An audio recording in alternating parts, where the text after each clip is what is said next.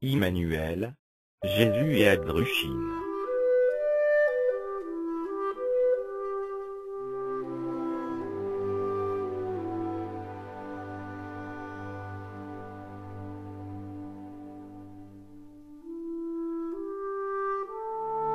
Pare Glorissa.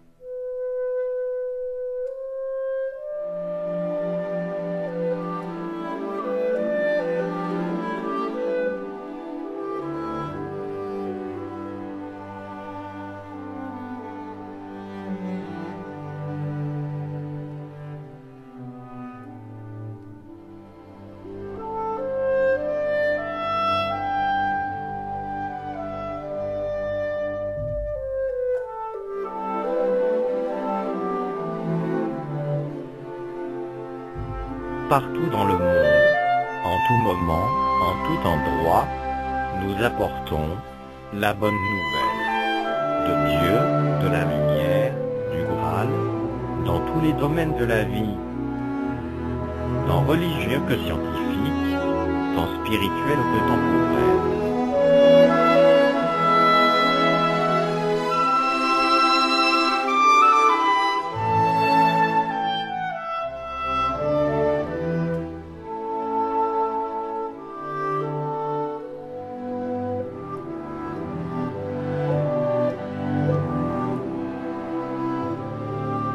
Jésus, le Fils.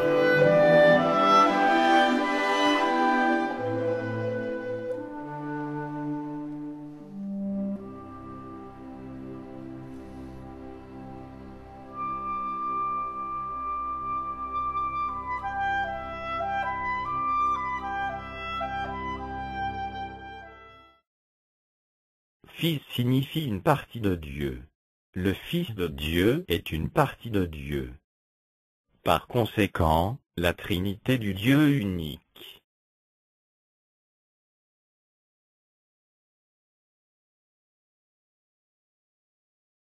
Or, seul Jésus et Immanuel possèdent cette notion de toute éternité. Pas même les archanges dans le divin, ni les prophètes dans le paradis, encore moins les êtres humains de la terre.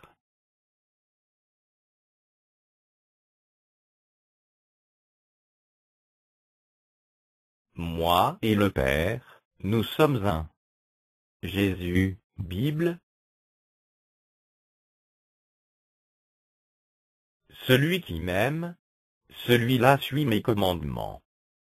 Il suit mes paroles. Jésus, Bible.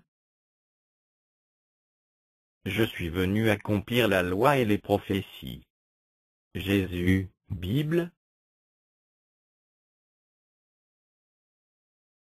La lumière brille dans les ténèbres, et les ténèbres ne l'ont pas accueillie. Jean, Bible.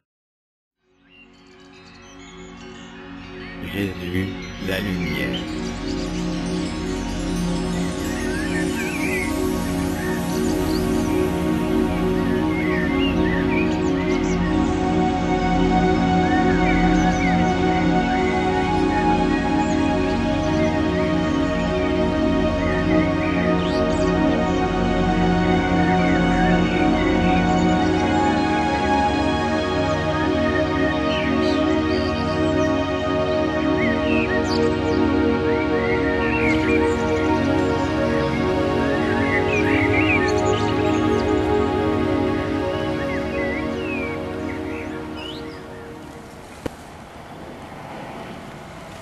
La colombe au-dessus de lui, la croix derrière lui. La colombe est la forme visible de la force. La croix est la forme visible de la vérité.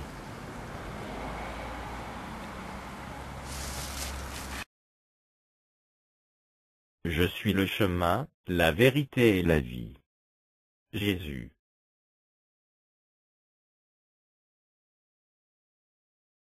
L'enfance de Jésus est marquée par la connaissance de l'âme juive. L'âme du peuple élu au sein duquel il s'était incarné. Dès son enfance, il était curieux, et posait pas mal des questions sur tout. Sur la loi, la foi et les traditions de son peuple, notamment sur l'espérance, la soif de liberté, les prophéties. Ce qui le poussa à étudier les écritures sacrées de l'époque. Tout ce qu'il lisait et écoutait, il le vivait avec son âme pour pouvoir comprendre ses contemporains. Car avec son âme, il pouvait écouter leurs prières, voir leurs faiblesses. Sa visite au temple à l'âge de 12 ans, comme il est mentionné dans la Bible, marqua un tournant important. Car son apprentissage de l'âme du peuple juif se termina avec son séjour avec les docteurs de la loi et les dignitaires du temple. Avec les questions et les réponses, il constitua inconsciemment le fondement de son message, destiné à libérer le peuple de leur âme pour que l'esprit puisse s'émanciper. Par exemple, le commandement le plus important de Jésus énoncé par ses disciples dans les évangiles avait pris forme ici.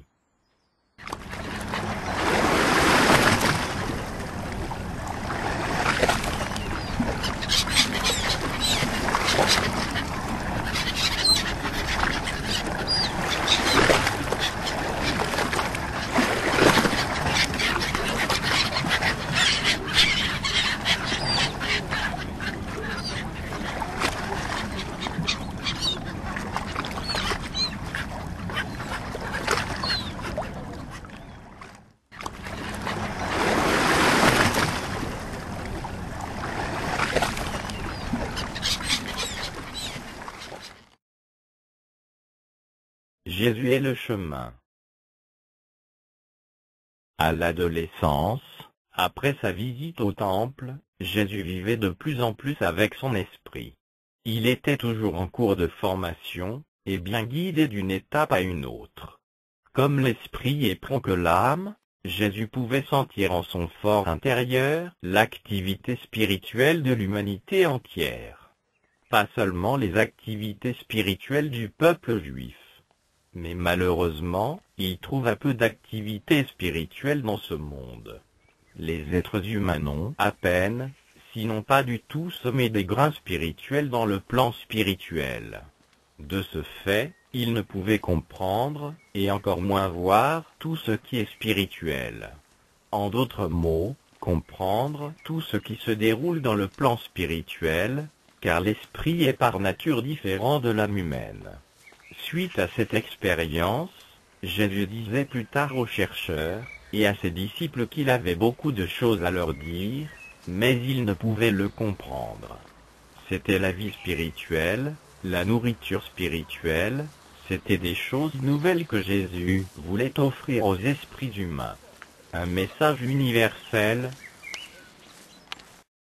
Jésus est la vérité.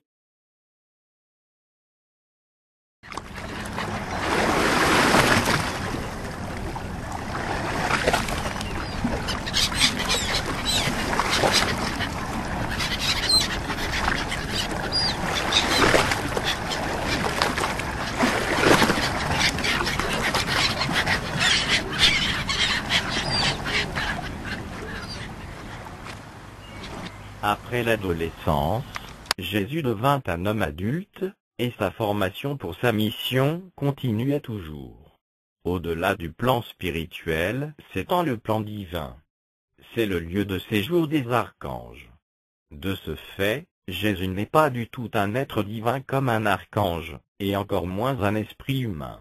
Mais il est issu de Dieu le Père, et il trône à sa droite. Donc il trône au-dessus du divin, et du spirituel, de la matière dont cette terre fait partie.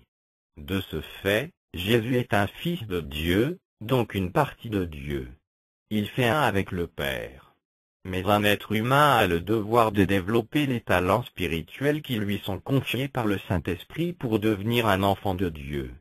Il y a une très grande différence entre être un enfant de Dieu et être un fils de Dieu. À l'âge adulte, inconsciemment, son moi intérieur aspirait vers son origine dans le Père.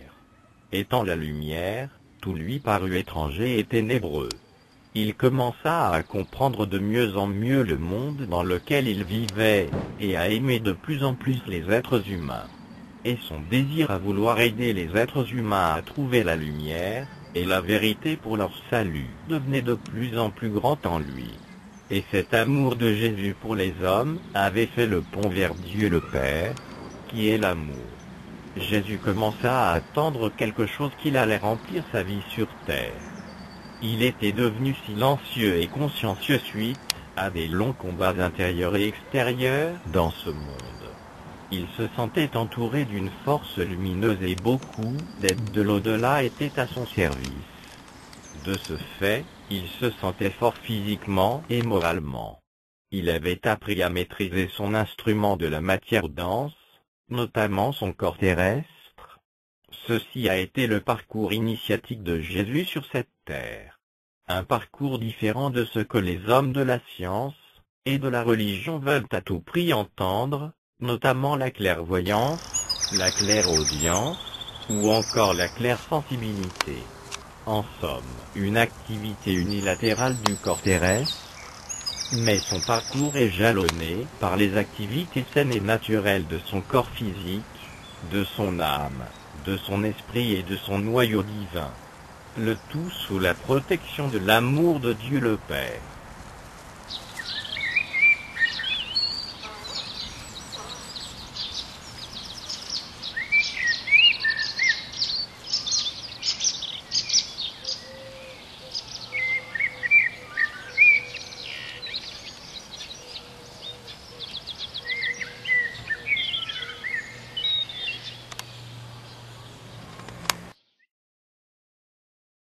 Jésus est la vie.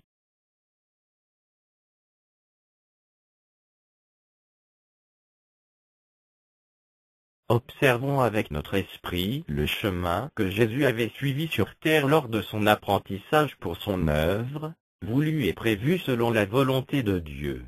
Avec amour, Jésus a été guidé, 1. À connaître l'âme juive, le peuple au sein duquel il s'était incarné. 2. À connaître l'esprit humain, car son message est destiné à toute l'humanité. 3. À connaître le divin, car les anges sont destinés à le servir. 4. À reconnaître Dieu, car il est le Fils de Dieu. Si nous comprendrons bien ces 4 étapes, tout nous sera clair concernant la vie et l'œuvre de Jésus. Et tout ce que nous lirons plus tard sur lui, soit dans la Bible ou dans d'autres ouvrages, nous deviendra de plus en plus compréhensible. Cette conviction issue de ce savoir permettra à notre esprit de prendre part aux activités spirituelles de cette merveilleuse création. Ainsi, vous serez appelés enfants de Dieu, car en plus de votre âme, vous travaillez avec votre esprit, conformément à la volonté de Dieu.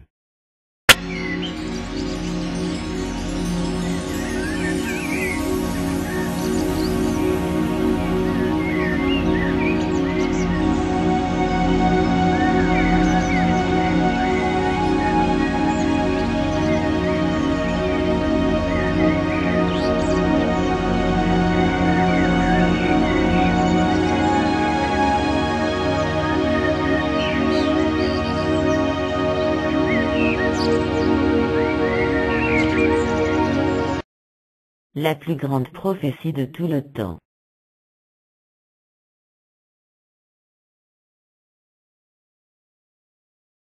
La prophétie de Jésus, l'envoi du Saint-Esprit. Le Consolateur, l'Esprit de vérité, que le Père enverra en mon nom, il vous enseignera toutes choses. Jésus. J'ai accompli, Abdrushine.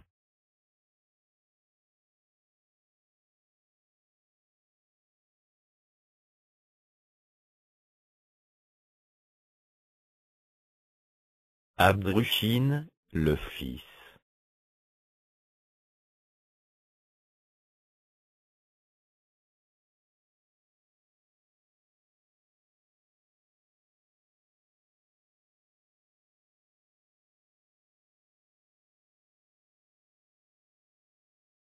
Abdrushine, la lumière.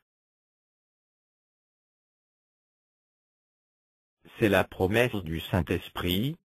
Si vous m'aimez, vous garderez mes commandements, et moi, je prierai le Père, et il vous donnera un autre consolateur, qui soit éternellement avec vous, l'Esprit de vérité, que le monde ne peut recevoir. Jean, chapitre 14, versets 15-17. Même avec les paraboles, Jésus n'a pas pu se faire comprendre à l'âme juive, et encore moins à l'esprit de l'humanité. L'incompréhension se tourna en haine. Vu que les cœurs des hommes se fermèrent à la lumière, il lança cette promesse avec un avertissement. Si quelqu'un m'aime, il gardera ma parole, et mon Père l'aimera. Nous viendrons vers lui et nous ferons notre demeure chez lui. Celui qui ne m'aime pas ne garde pas mes paroles. Et la parole que vous entendez n'est pas de moi, mais du Père qui m'a envoyé. Je vous ai parlé de cela pendant que je demeure auprès de vous. Mais le Consolateur, le Saint-Esprit que le Père enverra en mon nom, c'est lui qui vous enseignera toutes choses et rappellera tout ce que moi je vous ai dit. Jean, chapitre 14, versets 22-26. De même, vous aussi, quand vous verrez tout cela, sachez que le Fils de l'homme est proche, à la porte. En vérité, je vous le dis, cette génération ne passera point, que tout cela n'arrive. Le ciel et la terre passeront, mais mes paroles ne passeront point. Il réaffirme sa conviction de la réalisation de ses promesses, et de sa prophétie sur le Fils de l'homme. L'autorité de Jésus est de Dieu le Père, de ce fait, elle est éternelle. Ses paroles sont éternelles. Abdrushine, la lumière a laissé le message du Graal, la parole.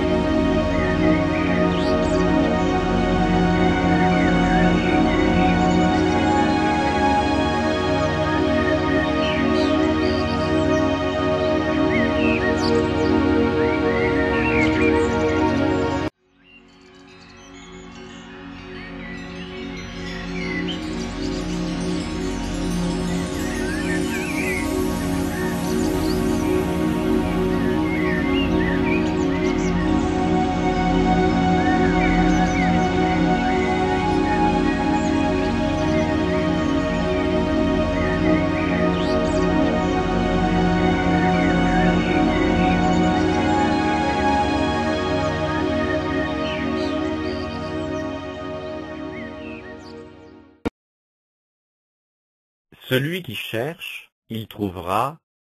Jésus, Bible.